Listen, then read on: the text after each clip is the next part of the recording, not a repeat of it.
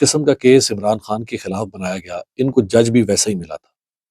جس جج نے عمران خان کو سزا سنائی ہے، ناصر جاوید رانا، اس جج کے خلاف سپریم کورٹ آف پاکستان فیصلہ دے چکی ہے آج سے کئی سال پہلے، اور سپریم کورٹ نے اس جج کو انفٹ قرار دیا تھا۔ تو سوال یہ ہے کہ پھر یہ جج کس طرح سے سسٹم میں بیٹھا رہا؟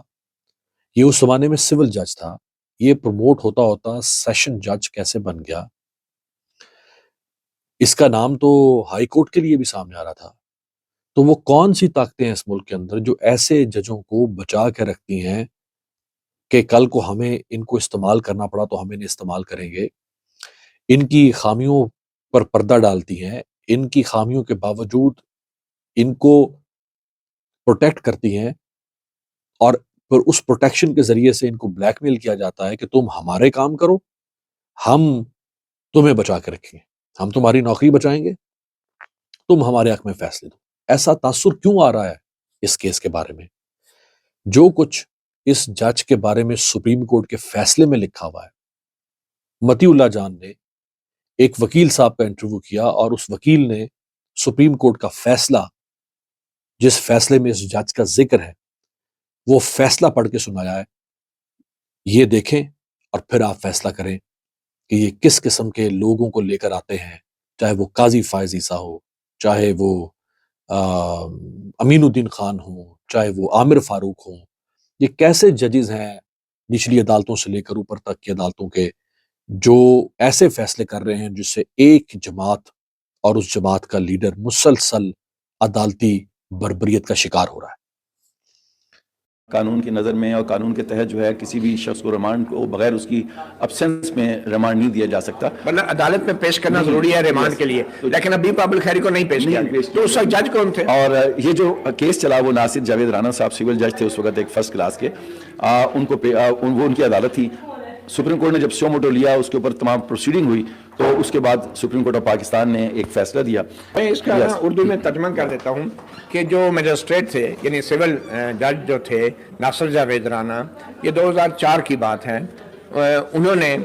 نہ صرف یہ کہ ایک غلط عدالتی حکم پاس کیا، بلکہ ایک کھلم کھلا جھوٹ بھی بولا کہ جو ملزم تھے یعنی باب الخیری ان کے سامنے پیش کیے گئے۔ یعنی یہ ثابت ہو گیا کہ سول جج، اس وقت سول جج ناصر جاوید رانا نے ملزم بہاب الخیری ایڈوکیٹ کی پیشی کے بغیر ہی ان کا جسمانی ریمانڈ دے دیا۔ اور پھر سپریم کورٹ اپنے آرڈر میں لکھتی ہے کہ یہ جو سول میجسٹریٹ ہے ناصر جاوید رانا، اس کے اندر بڑی سٹرونگ ٹینڈنسی ہے، یہ ایک رجحان پایا جاتا ہے کہ وہ